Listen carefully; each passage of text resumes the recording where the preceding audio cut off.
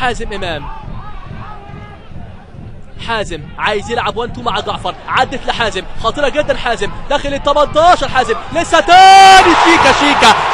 شيكا قلتها لكم يا جماعه، حذاري من لمساته، حذاري من لدغاته، فاهدافه لا طعم اخر في شباك المنافسين. محمود عبد الرازق شيكابالا، الفهد الاسمر، ريفالدو اليونان، النجم الفنان شيكابالا يعلن عن 10 اهدافه. صاحب التيشيرت رقم 10 يستعيد ذكريات التهديف بهدف التعادل للزمالك. قلت لحضراتكم يا جماعه في الشوط الاول القاعده تقول الجونه يتقدم الشوط الاول، يتعادل الزمالك الشوط الثاني. عملوها الجونه بالفعل وتعادل شيكا بمهاره مزيكا بهدف تعادل رائع، بهدف تعادل جميل من نصيب محمود عبد الرازق شيكابالا.